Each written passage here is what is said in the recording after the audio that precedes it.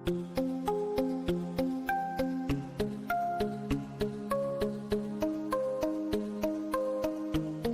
warahmatullahi wabarakatuh.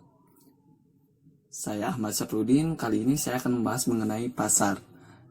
Sebelumnya saya ingin bertanya dulu, apakah kalian pernah ke pasar? Baik itu pasar tradisional ataupun pasar modern seperti supermarket. Pasti pernah. Nah, di mana pasar itu menyediakan kebutuhan kita ya untuk dibeli.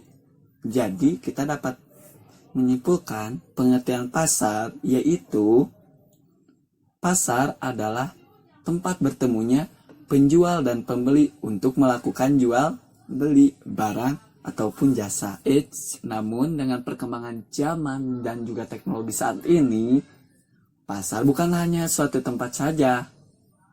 Jadi kita klik di smartphone kita nih, kemudian datang deh barang di depan rumah kita. Nah, pada saat ini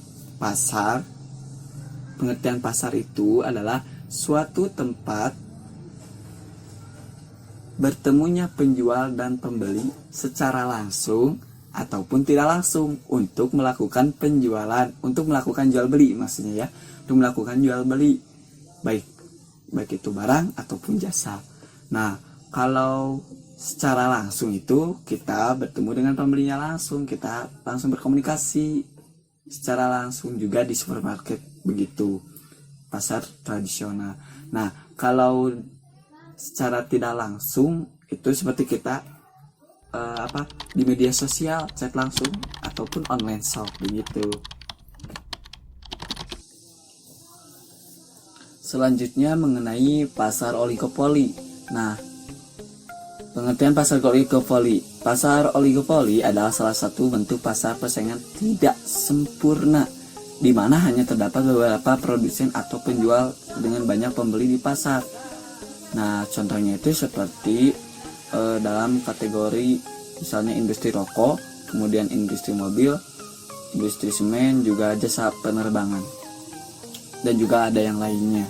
Nah, dalam menjalankan usahanya itu, iklan merupakan yang paling penting ya, berperan sangat penting bagi oligopolis. Nah, iklan dan promosi akan membentuk persepsi konsumen mengenai perbedaan satu produk dengan produk lainnya. Atau kita juga bisa diferensiasi produk ya namanya itu. Nah, hal ini dikarenakan pada dasarnya oligopolis menjual barang yang relatif homogen sehingga dapat saling menggantikan, bersifat substitusi walau tidak sempurna. Oleh karenanya, loyalitas konsumen pada satu produk harus dijaga agar tidak berpindah ke produk lainnya. Nah, selanjutnya yaitu mengenai ciri-ciri pasar oligopoli. Nah, terdapat beberapa penjual di pasar. Umumnya itu kurang dari 10 produsen dengan banyak pembeli di pasar. Nah, kemudian ciri yang kedua itu barang yang diperjualbelikan relatif homogen namun terdiferensiasi. Contohnya adalah sabun mandi ya, dengan berbagai aroma dan bentuk, kemudian telepon seluler dengan berbagai ragam teknologi dan tampilan juga yang lainnya.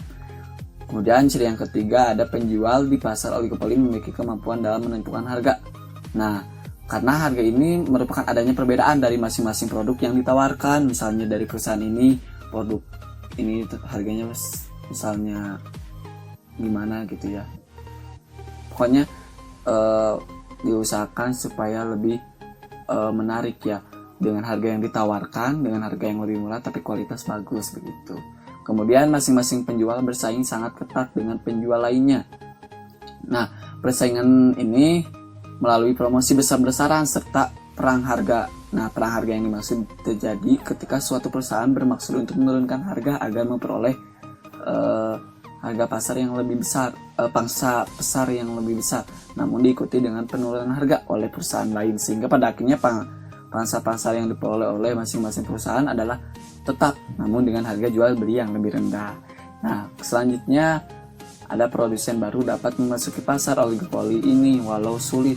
Memang sulit karena dibutuhkan modal yang besar untuk bisa bersaing dalam pasar oligopoli, terutama ketika perusahaan yang sudah lama kemudian menurunkan harga besar-besaran atau predatory pricing, sehingga membuat perusahaan baru sulit bertahan.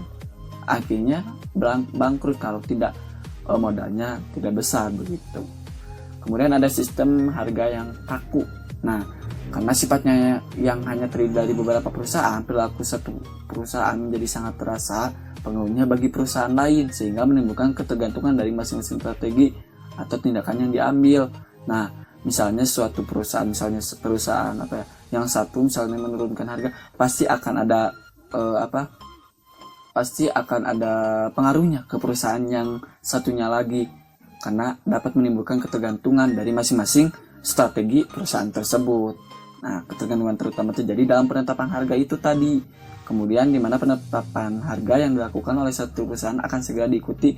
Nah, jadi akan diikuti juga oleh perusahaan yang lain, sehingga pada akhirnya memunculkan kekakuan harga di tingkat tertentu pada pasar oligopoli.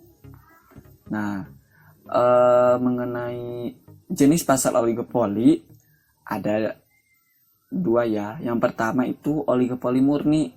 Nah, oligopoli murni itu atau bahasa latinnya full oligopoly adalah pasar di mana barang yang diperjualbelikan bersifat identik, misalnya semen, air mineral, dan seng.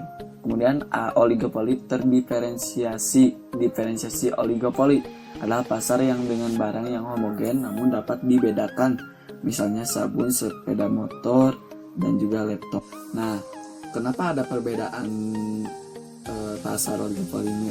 Maksudnya ada dua jenis pasar oligopoli ini. Tadi oligopoli murni itu contohnya itu semen. Kan kalau jual semen itu pasti sama produknya ya. Mau semen 3 roda, misalnya ini contoh mesin 3 roda, mesin semen Dynamic, itu kan pasti semen itu begitu gitu ya. Kemudian misal air mineral, pasti air mineral itu kan putih warnanya, kecuali yang lain ya, misalnya bukan air mineral itu produknya pasti seng juga kan sama. Kemudian kalau oligopoli terdiferensiasi tadi itu contohnya sabun, kan sabun itu beda-beda. Ada yang misalnya contoh sabun Dettol itu misalnya untuk mengatasi kumannya gitu. Kalau misalnya sabun Gift misalnya supaya mewangikan tubuh kita, beda-beda begitulah misalnya. Kemudian sepeda motor beda-beda kan, ada motor Suzuki misalnya gini, motor Yamaha gini misalnya, produknya itu bisa dibedakan gitu. Jadi ada diferensiasinya gitu ya, perbedaannya. Nah, selanjutnya adalah kelebihan dan kekurangan pasar oligopoli. Nah, yang pertama itu ada kelebihannya. Yang pertama dari kelebihan itu ada konsumen memiliki lebih banyak pilihan terhadap barang yang ingin dikonsumsinya. Kan itu tadi, kalau pasar oligopoli itu sifatnya homogen, jadi sama ya itunya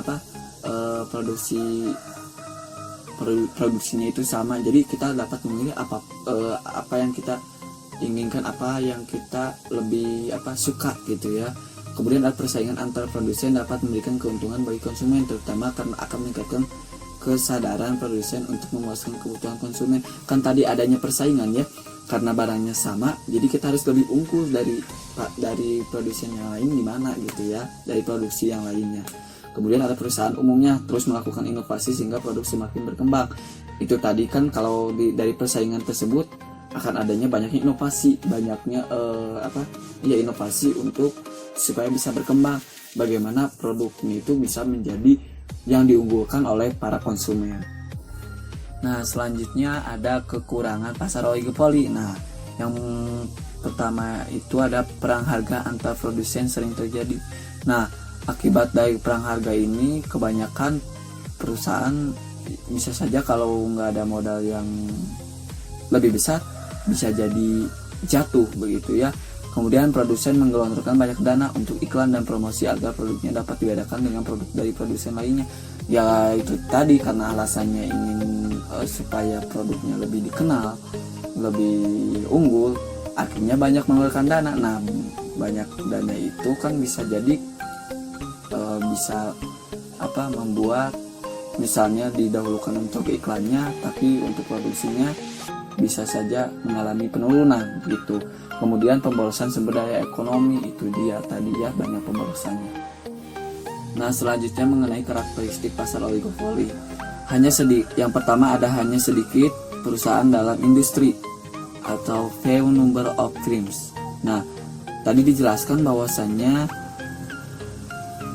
perusahaan itu hanya ada 10 ya, kurang lebih 10 itu. Jadi sedikit perusahaan dalam industrinya itu. Kemudian produk homogen atau terdiferensiasi atau homogen of differentiated product.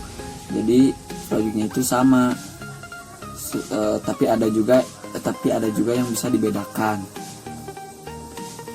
Kemudian pengambilan keputusan yang saling mempengaruhi atau interdependence decision. Nah, seperti contohnya itu tadi misalnya penurunan harga ya, pasti akan saling mempengaruhi itu. Kemudian kompetisi non harga atau non preaching, misalnya bentuk-bentuk kompetisi non harga atau non preaching itu seperti pelayanan purna jual serta iklan untuk memberikan informasi. Kemudian misalnya membentuk citra yang baik terhadap perusahaan dan merek, kemudian mempengaruhi perilaku konsumen, ya begitu.